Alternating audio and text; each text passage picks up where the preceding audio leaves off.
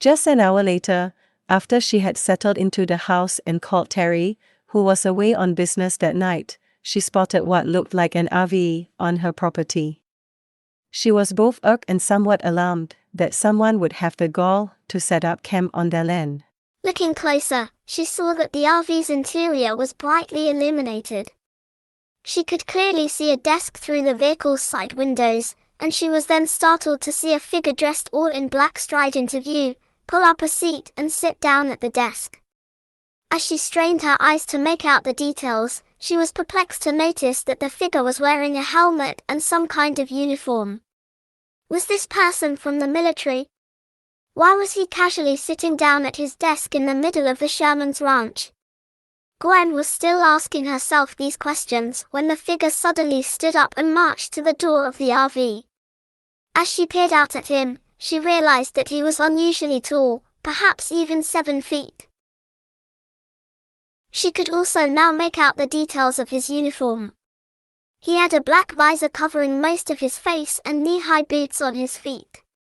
She also noticed something troubling. The entity, who or whatever it was, appeared to be looking right at her.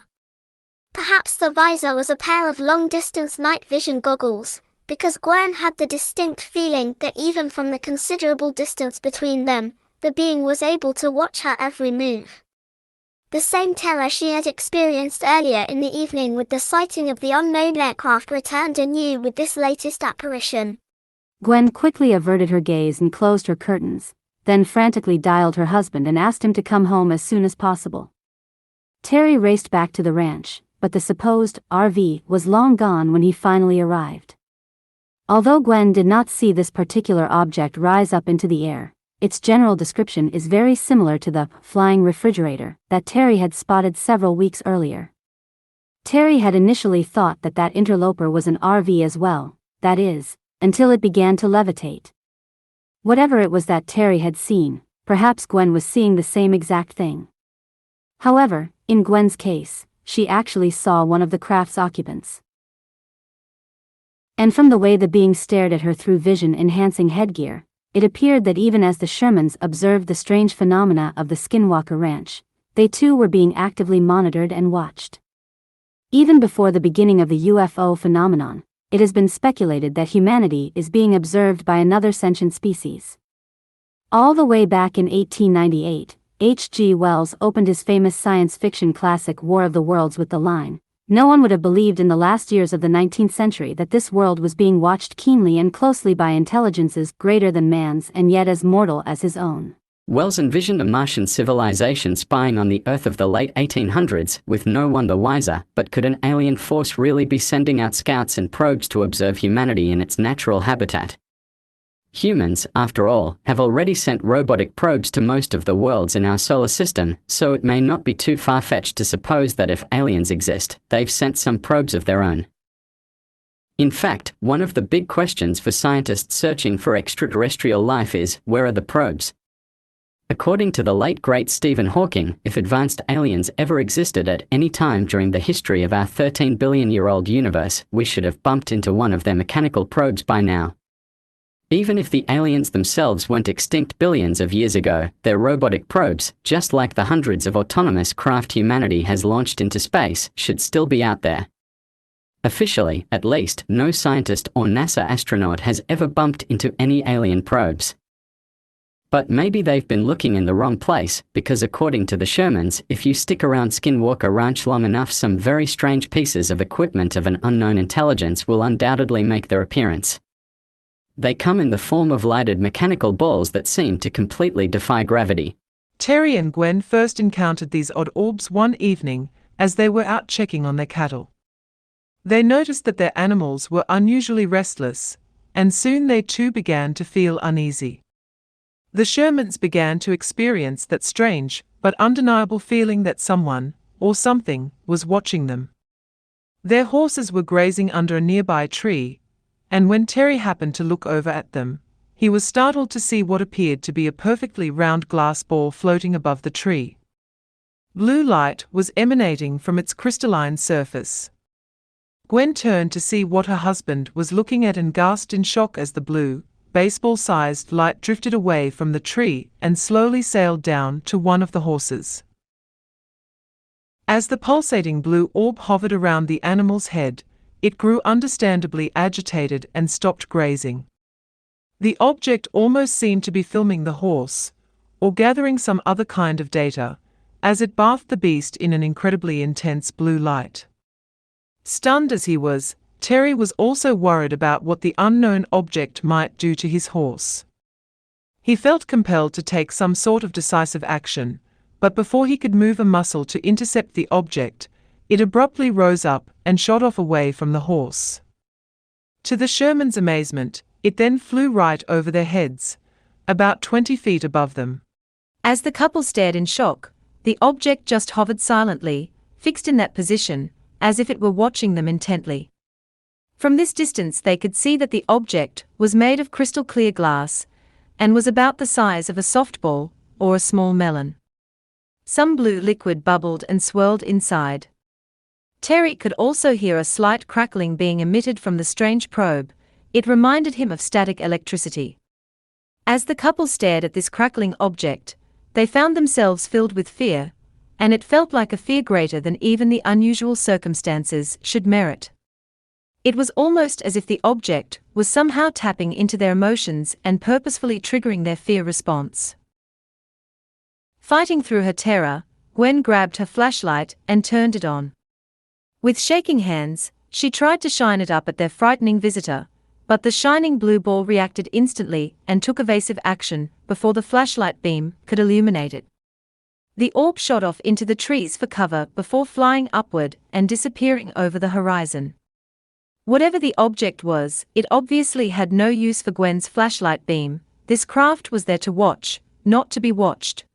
Understandably, Terry and Gwen were thoroughly shaken by the experience. They called it a night and hurried back to what they thought would be the safety of their home. But no more than 2 hours passed before they noticed a strange blue glow outside of their window. Then, to their horror, the same blue ball sailed past toward the back of their house. As it did so, the lights of the house began to dim and brighten slightly, as if the softball-sized object was somehow affecting the electrical supply. Terry and Gwen rushed to the door to look outside. They saw the strange floating probe flying several hundred feet away before disappearing from sight. But this wasn't the last the Shermans would see of these strange, probing balls of light, and their next encounter with these otherworldly reconnaissance craft would be a lethal one. As frightening as the happenings on the ranch had been at times, to that point they had not caused any physical harm. The strange blue orbs in particular seemed content just to watch the Shermans and their animals from a distance. They had never given them any reason to think that their very lives might be in danger. But in April of 1996, what was meant to be a quiet evening of relaxation turned into a night of sheer terror. Terry had been sitting outside enjoying the evening breeze with his 3 loyal guard dogs when his peace was interrupted by the now eerily familiar flash of blue which signified the arrival of one of the orbs which had been visiting on a regular basis. His dogs, perhaps aware of the intruding object even before he was, were already growling and whining at the sight. The object was hovering just a few feet off the ground, and it appeared to be approaching them. When it was less than 100 yards away from Terry and his dogs, it abruptly changed course and started heading north. Terry had reached a breaking point. He was now entirely fed up with these intrusions, and against his better judgment, he sicked his dogs on the orb. The dogs took off at full speed and easily caught up to the slow-moving object. While the object could easily have shot up into the air to avoid the dogs, it seemed to be somehow playing along with the pursuit, dropping down just within striking distance of the hound's eager jaws. The shining sphere seemed to be showing off its maneuverability by allowing the dogs to come close to biting down on it, only to artfully dodge their fangs with split-second precision. This infuriated the dogs, which at this point probably wouldn't have returned even if Terry had called them. their singular focus was to sink their teeth into this alien, for lack of a better word, piece of technology that was tormenting them. All the while, the orb was purposefully leading the pursuing pack into the thick tree cover to the south, as if it wanted the game to continue away from Therese' wearied eyes. Sure enough, the orb suddenly dropped to the ground, tantalizingly within reach of the chasing dogs, and sped off into the woods. All three dogs followed in hot pursuit. Therese's beloved pets had left his side for the last time, as mere moments later he heard what could only be their death wails, 3 howls of brief but intense pain. Terry stared hard and horrified at the entrance to the woods, but he could not hear or see anything more. The entire ranch was now gripped in a deathly quiet. Terry sat in his lawn chair for the better part of 2 hours as the darkness grew around him, hoping beyond hope to see his dogs come running back. And as brave as Terry had proved himself to be in his encounter with the bulletproof wolf, he didn't dare step into those dark woods where the hovering menace still lurked. Eventually he quietly packed up his things and went in for the night. It was not until the next morning, under the comforting shield of the daylight sun, that Terry finally ventured into the forest. As soon as he stepped within the ring of trees, he was greeted with the distinct odor of death. Whatever he might find, it wouldn't be good.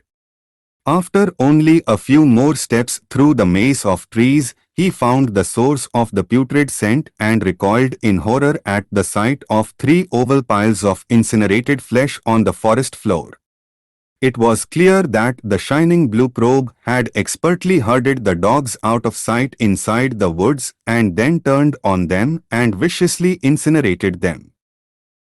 With the loss of his beloved dogs to the increasingly malevolent phenomena besieging Skinwalker Ranch, Terry finally caved to the pressure.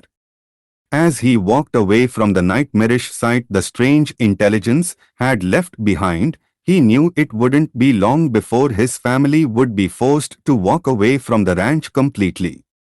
The hidden forces that had long resided within Skinwalker Ranch were now evicting the latest residents. After the death of their dogs, the Shermans were at their wits' end.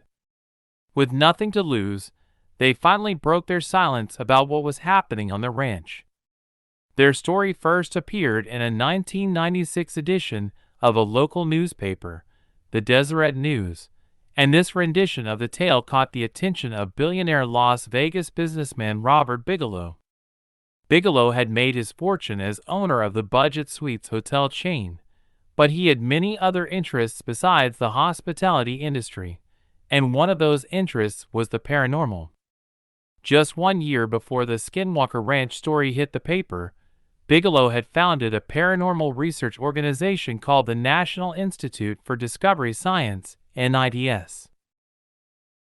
This group was tasked with investigating a host of mysterious and strange phenomena to find concrete evidence in all kinds of nebulous subject matter that had hitherto remained elusive. So when Robert Bigelow received word of the strange happenings on the Sherman Ranch, he was immediately intrigued. He had already been considering the creation of a NIDS research outpost somewhere in the western United States, and so the chance to purchase land that had been the focal point of such unexplainable activity was the proverbial icing on his paranormal cake.